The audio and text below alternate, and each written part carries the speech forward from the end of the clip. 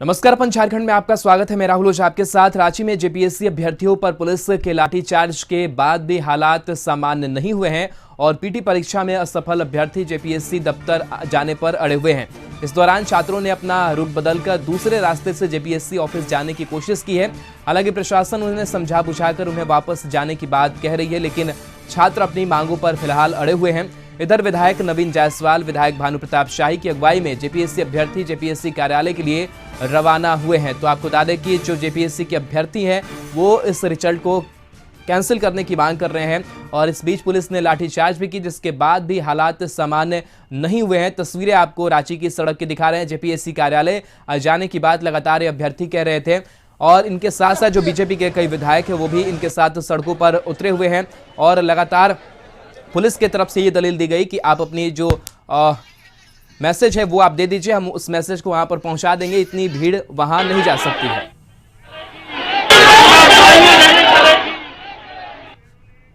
हम लोगों के ऊपर लाठियां गिरी है, दर्द अभी हम लोगों को हो रहा है, लेकिन 3 साल के बाद यह दर्द हेमंत सोरेन जी को बहुत महंगा पड़ने वाला है। चूंकि झारखंड प्रदेश के जनता, झारखंड प्रदेश के छात्र, झारखंड प्रदेश की छात्रा एकजुट होकर के इस सरकार के किला को नेक्स्ट नाबूद कर देगी। सहयोगी राजेश हमारे साथ जुड़े हुए हैं। राजेश, जिस तरीके से तस्वीरें सामने आई है, पुलिस और छात्रों के बीच, अभ्यर्थियों के बीच झड़प हुई है, लेकिन जो विधायक है वो भी वहां पर मौजूद है और विधायक किस तरीके से आगे की जो रणनीति है वो बनाते हुए नजर आ रहे हैं और क्या कुछ हालात है वहां?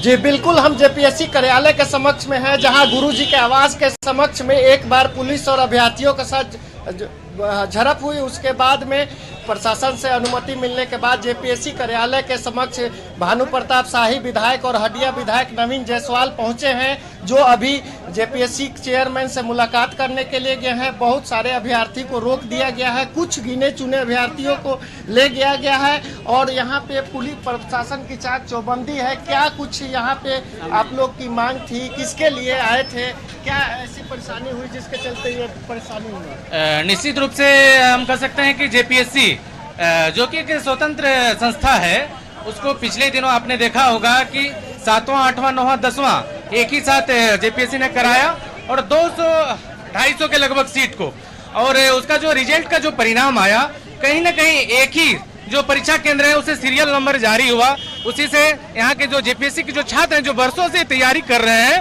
उनको शंका हुआ और शंका के बाद हम लोग सभी छात्र इस पर अध्ययन किए, फिर विस्तार से उसके जानने का प्रयास किए, तभी समझ में आया कि भाई जी हम आपको दिखाना चाहेंगे। यहाँ पे बाहर में जेपीएससी कार्यालय के समक्ष सभी अभ्यर्थियों का प्रदर्शन भी चल रहा है। वहीं बहुत सारे जो अभ्यर्थी हैं जिन्हें प्रशासन के द्वारा रोक दिया गया है, वो लोग जेपीएससी कार्यालय के समक्ष बाहर में जमकर नारेबाजी भी कर रहे हैं।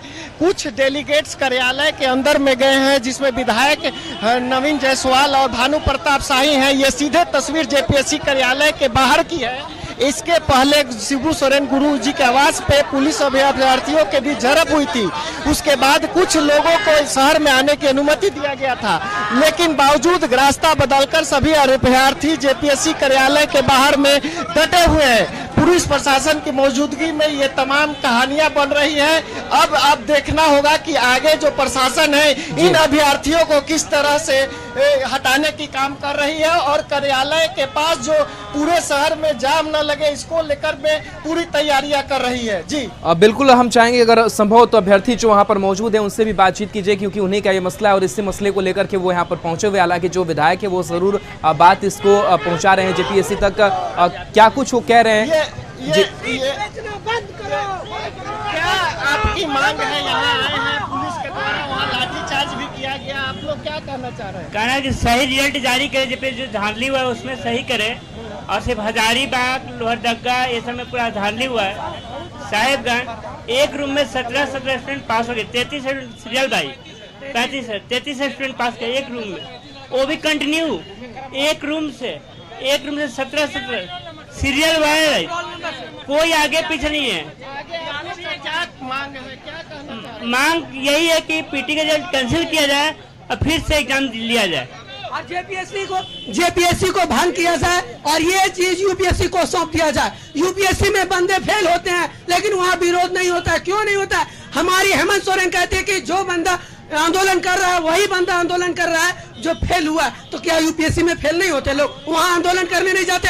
यहाँ पे हमारे ऐसे ऐसे भाई लोग हैं जो फेल पास होने के बाद भी आए, हमारे ऐसे ऐसे भाई लोग भी आए। लोगों के पास वहाँ पे लाठीचार्ज भी किया। जी हाँ, हम लोग के पास हम लोग के ऊपर लाठीचार्ज किया गया, विधायक लोग को भी अभद्र व्यवहार किया गया, हमारी बहनों लोगों को मारपीट की गई है, उसके बाद कितने लोगों के फोन टूट गई है, वहाँ से आने नहीं दे रही है। लोकतांत्रिक देश में ऐसा सिस्टम नहीं। फिलहाल अभी अब आप लोग किस निर्णय पे हैं? क्या बोले? अभी किस निर्णय पे जाएंगे? हम लोग यही निर्णय चाहते हैं कि पीटी एग्जाम को रद्द किया जाए, रद्द किया जाए। हमारी डेलीगेशन टीम वहाँ पर है, वार्ता के लिए गए हुए हैं। चोर है, चोर है। आज हम लोग जितने भी एग्जाम दिए इस तरह का रिजल्ट कहीं नहीं देखे थे, लेकिन जेपीएससी का रिजल्ट बहुत ही गंदा मिला। तो एक तरह से काफी उग्र है सभी जेपीएससी छात्र जो उग्र है। इन लोगों का सीधा मांग है कि जो पीटी परीक्षा है उसको पूरी तरह से रद्द कर दी जाए और फिर से एग्जाम लिया जाए। जी चलिए, बहुत बहुत शुक्रिया राजेश तमाम जानकारी के लिए, तमाम तस्वीरों के लिए। तो अभ्यर्थियों का जो आक्रोश है वो साफ तौर पर नजर आ रहा है कि जो बीजेपी के विधायक हैं वो जरूर अंदर गए हैं, जेपीएससी अध्यक्ष से मुलाकात हो रही है और उनकी मांगों को रखा जा रहा है।